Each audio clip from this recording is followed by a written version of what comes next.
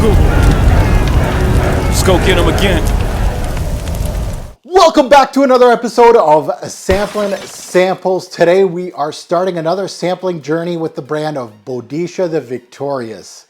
This brand at this moment, as of today's shoot, in my personal opinion, is the ultimate flex brand with zero real substance in their fragrances. I've tested several from the brand. I own a few, but nothing screams ultra luxury like the brand and some of the owners of these fragrances tend to lend you to believe that you have to be, this is ultra luxury. Maybe you're spending a lot of money, maybe, but is it really a great brand? Now they're either uninspiring to me, not well made, or just steal ideas that usually smell cheaper and cost more than what it's actually cloning. This is what Boadicea the Victorious kind of reminded me of. That's why I kind of stopped buying them. I blind bought a few from Lucky Scent when Lucky Scent carried them. I don't know if they still do, but back in the day, yeah, I blind bought a few. Then I went, oh, whoa, what am I doing? Right now I'm a blind buyer, right? And I've bought my fair share of $1,000 fragrances in my day. Still am, right? I bought a whole bunch of the Desert Gems from Frederick Mall, which are much more expensive than this one right here. So it's not like I'm scared of buying ultra expensive fragrances, of course. So what I was told, you know, when I did a couple videos on Boadicea, say a year, maybe a year and a half ago on my channel, I was told I was trying the worst ones. Okay, I was like, all right. So the ones that are still with me, I said in that last video, tell me the best ones of the brand. All right. So I bought some samples, several decants, which were not cheap, by the way. I spent at least $200-300 on decants on Boadicea the Victorious to try out this brand again. So we'll see. Like a lot of these, like this one was, I think it was 30 bucks, something like that. They're not cheap, and we'll see what the brand brings. I have an open mind. My intros are exactly what they are. What has this brand showed me? What I just told you. That's exactly how I feel about the brand. Until the brand shows me something different, my tune will change. My tune will change. You can look at my Tom Ford reviews, my Amouage reviews, my Paco Rabanne reviews, whatever. My intros are exactly what it is. Show me, you know, I'm telling you exactly what this brand has shown me. You might get mad, you might get butthurt, whatever. We're not going to be dating. We're not friends. We're not going to hang out. So if you're hurt by my thoughts on a brand, yeah, I don't know. So today we're starting out with the Christmas ornament of the brand. That's what I kind of call it here. This one called Simply Legend, right? That one was recommended by me. It was the one with the little Queen of Boadicea, you know, right on top of the bottle. Kind of cool looking bottle, right? And I'm not talking about Mont Blanc Legend. No. It might be in quality. I wouldn't be surprised. Last time I checked, this one was circling around this price tag. I did a Google search just before I shot this video, and I'm like, where is Legend? It's gone. But it used to be around $700 USD to around $1,100 USD for a bottle of this. So it used to be, I think back in the day when it first launched, was their, we'll say flagship, was their most expensive bottle. Obviously things have gotten a little out of control with Boadicea. It changed hands, by the way. It got bought, so that's probably why. But I've noticed Boadicea the Victorious and the nose Provenzano, which made this one, and like 90% of Boadicia's, may have kind of had a little bit of a falling out of sorts. I couldn't find anything in regards to it, but it seems like many of his older releases and most of their flagship releases aren't on their site anymore. They've kind of went in a different direction, but it's kind of funny that like they just discontinued all of his releases. It's kind of like, what's going on here? Was legal trouble going in? I don't know, maybe. I know Provenzano, he probably wanted his recipes back. That's probably what happened. Boadicea, if you didn't know, is a UK-based brand.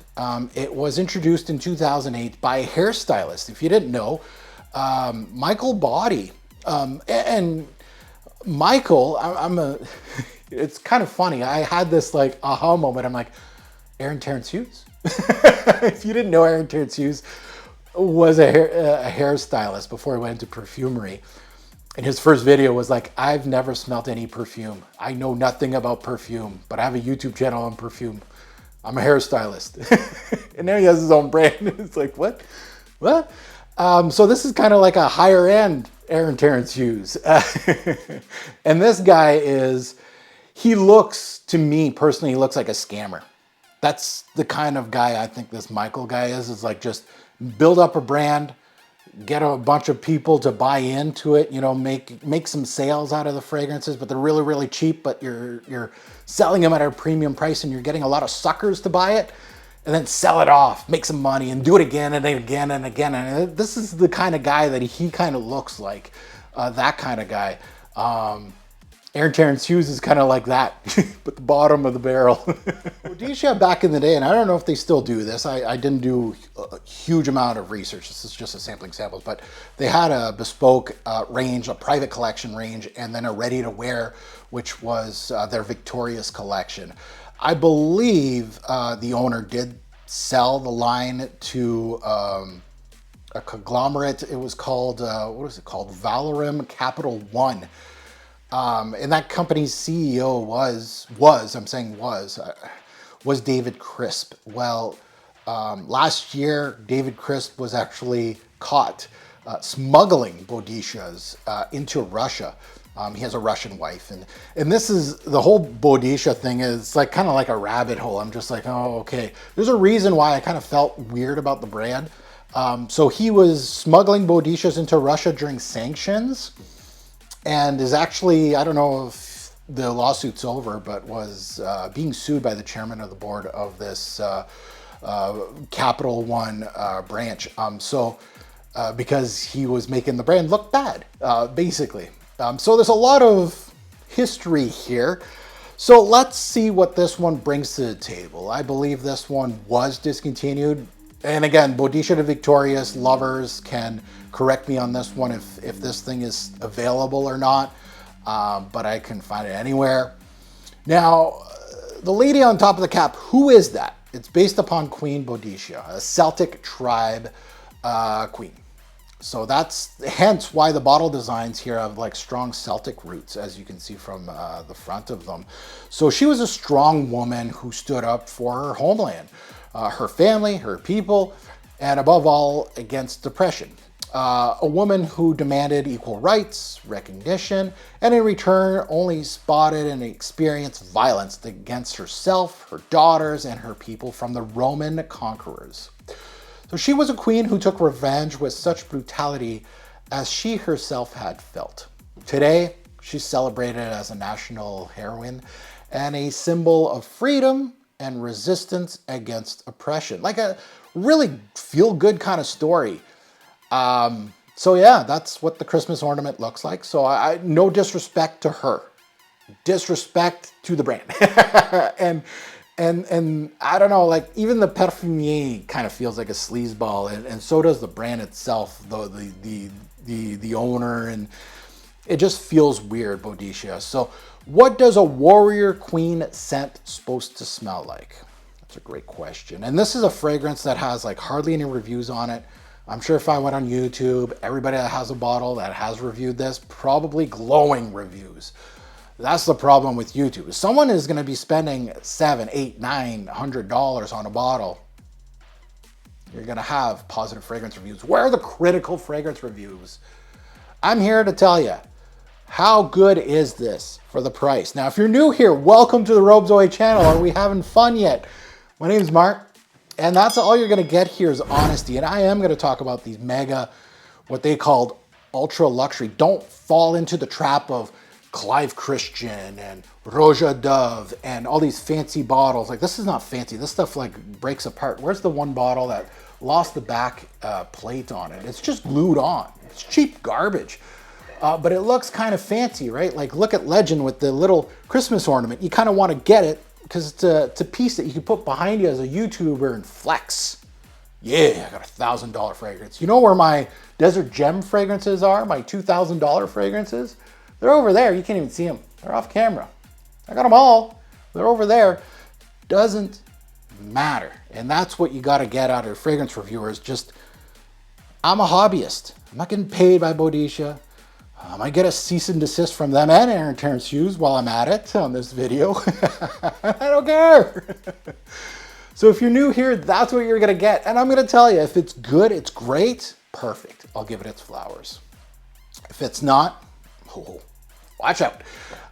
But if you're new here, I really appreciate if you subscribe. It's free. Hit the like button or dislike. If you're angry at me now, go ahead. Hit a comment. It's all good for me. My returnees, welcome back. You know about me and Boadicea, so we'll see how this one turns around. I have, I think, 5 or 6 more of these to review, so we'll see if there's got to be one. There's got to be one. We'll see if there's one, but much appreciated to the ones that support me. Merci beaucoup. Thank you so much. Let's get into Legend. Now let's go under the hood. Let's take a look at some stats on this one. Release date was back in 2014, and if my memory serves me well, you know, I was 5 years into my YouTube career. This was a Harrods exclusive, I believe. Just like these brands like PDM and Eau de Dove and all that. They love this kind of stuff, right? Their audience just wants to buy these things because they want to be exclusive. Garbage. The nose, Christian Provenzano. Now, his resume is really interesting. He's Mr. I swear I'm not Middle Eastern clone brand bathtub perfumer, but his resume just screams it. He goes for overpriced Boadicias to $500 to brands like this, and Clive Christian, where they don't smell like $1,000 fragrances. I'm sorry. And then now, in 2025, he's working with Armoff, right? 3/4 of his resume. Go check out his resume.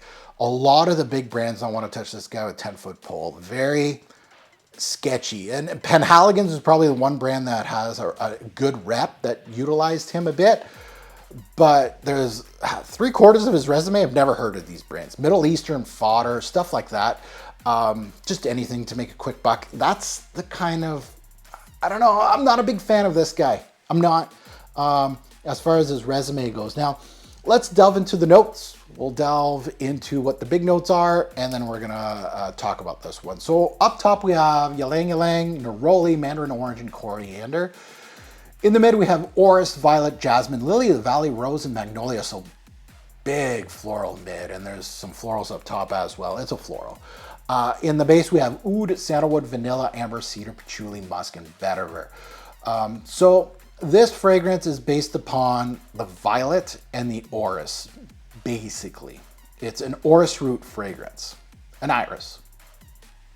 So again, you gotta come correct with iris-based fragrances. You can't come in with a $700 fragrance, right? You got fragrances like The Autumn Intense that do it so well. Why would I spend, unless you're really great? Like brands like Chanel, just even them. Their exclusive line, they have tons of iris and violet-based fragrances that are regal and beautiful. So you are stepping into this territory and trying to sell it for $700, $800, $900. And the third big note is rose. So it's a floral. It's definitely a floral. There are some woody nuances and a little bit of ambery touches, but there's not much more to it. So let's wear this one. We'll do the last dab here. I'm wearing it as my scent of the day today. And you can already tell. A lot of negativity from me, but when I see people flexing and saying this is a 10 out of 10 and stuff, we're launching this thing, under the door, 2 points. You kind of have to balance out the YouTube community here, and there's probably not too many reviews on this, but the ones are probably overly positive. I'm going to kind of balance things out a little bit and kind of tell you really what Legend is all about. This fragrance opens with florals, mostly the ylang. This is ylang heavy up top. Lots of neroli back in it, giving the scent a slightly creamy, sweet floral opening. The ylang gives a familiar banana-like sweetness, while the neroli supports with a green, clean, kind of like an orange blossom kind of quality. The mandarin and the coriander come into play a little later. They're minor pieces as the mandarin adds slight bright citrus element that cuts through the floral richness because it's quite rich. The coriander is very subtle. It adds a slight herbalness, but it also gives out woody facets as well in here. So you're going to feel a little bit of woodiness from the coriander actually. Very, very interesting. The violet and iris just start dominating. They transition the scent into what you're mostly going to get, a powdery floral heart. So it's very fast as the transition comes into play. Oh, she's powdery, yeah. As the fragrance dries down, the scent settles into the orris and violet base. Orris definitely gives its familiar powdery, buttery aspect, but I've smelt better. The violet complements this with its own powdery aspects and earthy tones. So it starts going into like almost a cosmetic kind of powdery, earthy kind of fragrance. The ylang is still sticking through. The neroli is still giving its familiar touches. The combination gives me like a clean skin or a cosmetic powdery accord. It kind of feels like a woman kind of wearing her makeup. It smells like that. Clean skin and some makeup on top of it. There's several other florals in here as well, and they all play a part.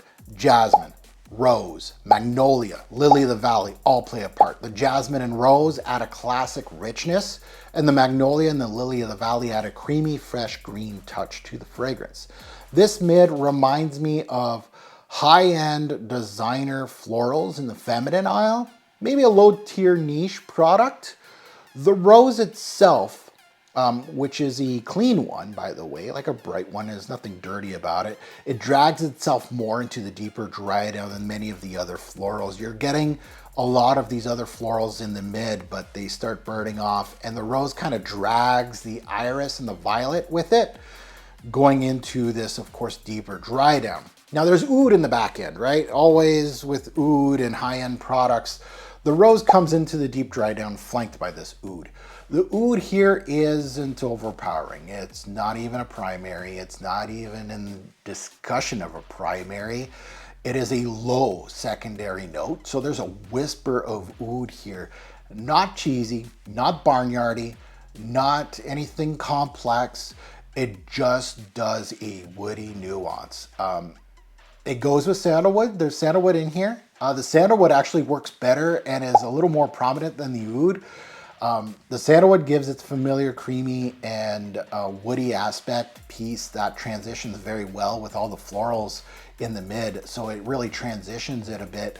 And amber comes in with vanilla, gives the scent more of a creamy aspect in this back end with some sweetness, which the amber kind of gets a little stronger and a little stronger the more it's on your skin. But to note, the amber isn't like a big, bold amber.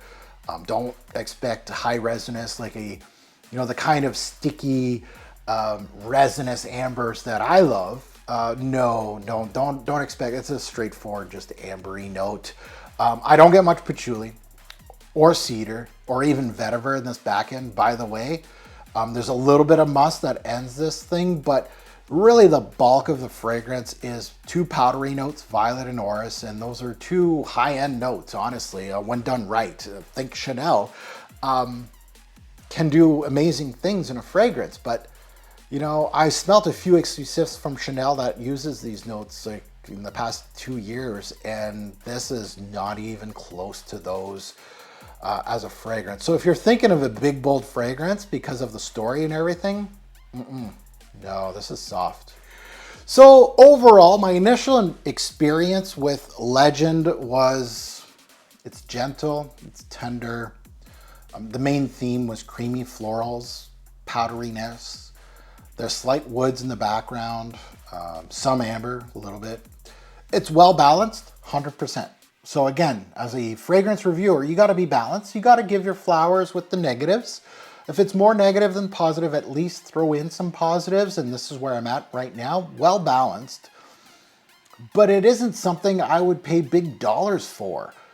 And that's the thing that the flexers, you know, don't be fooled by the Clive Christians, the Roja Doves, this ultra luxury kind of thing where I rather have a bunch of Chanel Dior's and Hermes in my collection than a whole bunch of Boadiceas, Roja Doves, and Clive Christian.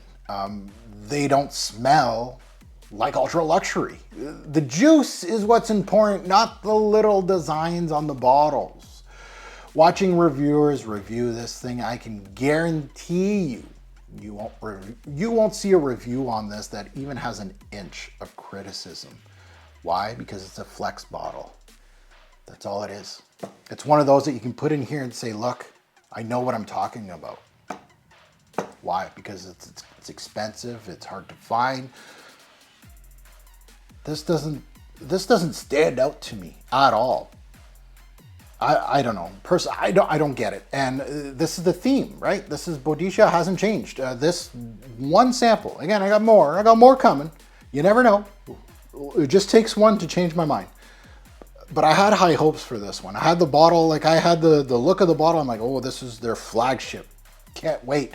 Once I started doing research, I'm like, where's the Perfumier now? Like, what, did he sue them? Like, where's all his fragrances? What happened? Like, their CEO is getting sued by the chairman. This brand got sold, but wasn't really in the press. And I'm just like, what's going on with this brand? So there's a lot of iffiness. So let's get into Seasons, Day Night Versatility and Performance. And it's going to do well in a lot of these categories because it is a fairly versatile fragrance. So Seasons, I would wear this mostly in spring, fall, the tweener months. It's a mostly violet orris root, a little bit of ambery, a little bit of woods. But when you're heavy on the florals like this is, spring's your go-to. And the start of fall. There's nothing wrong wearing this in the winter. And actually, there's nothing wrong wearing this in maybe like a summer night. I could see it. Just be... word of the wise, highly powdery fragrances like this don't like the heat. Day or night, both. Dress this up, dress this down. You know, this is going to be one of those that some rich guy that has a little too much money but doesn't know much about fragrances will buy this and wear this every day. Or there's the one guy that really thinks that this is a big deal and just going to wear this for really big moments. I could see it going either way. Versatility, high. It's unisex, by the way. All those florals don't scare you away, boys. It's highly unisex. But it depends on your taste. Like if iris makes you think that it's feminine, violet, you know, the powdery fragrances make you kind of a little bit too much. Florals will make you think it's too feminine. It's going to be too feminine. But a guy like me, this is like a... You know, it's kind of like smelling a Chanel or smelling, you know, an exclusive that has high iris. I don't mind those. That's where this is kind of going. It's trending more feminine, to be quite honest, but there's some woods in here. There's some ambery nuances. So, but those things aren't dominant enough. But the one thing it does have, it has a little bit of class to it. So that is one thing that I'm going to give another positive. There you go. That it has a classiness to it. Yes, absolutely.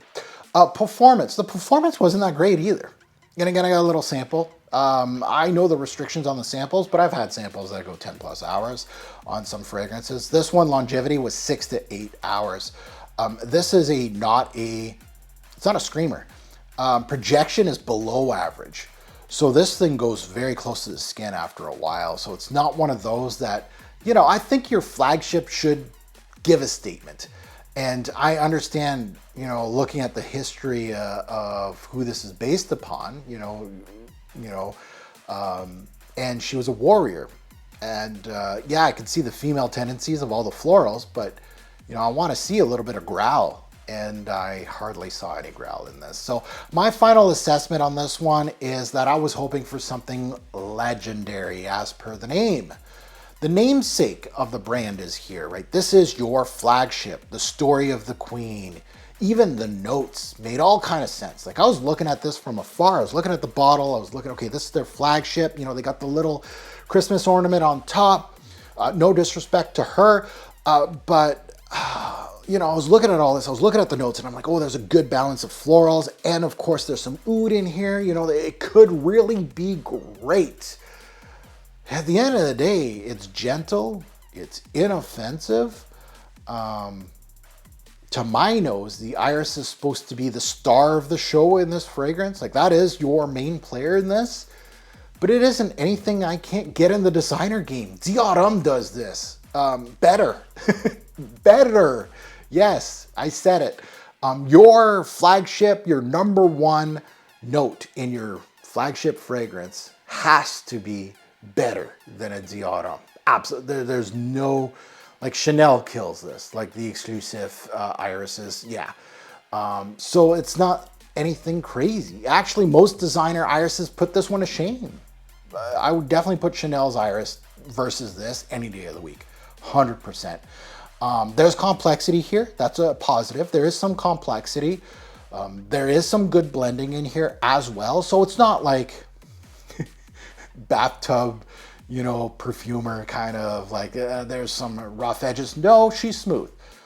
There is some good blending, and it is highly wearable, 100%. So it's not garbage. It's not.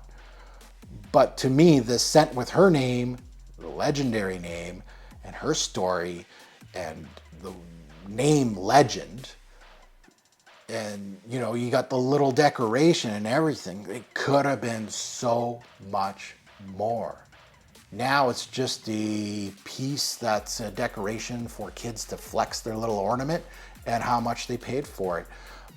That's what I feel when I see this fragrance. Not something that I'm just like, this is a proud release of their best of their best.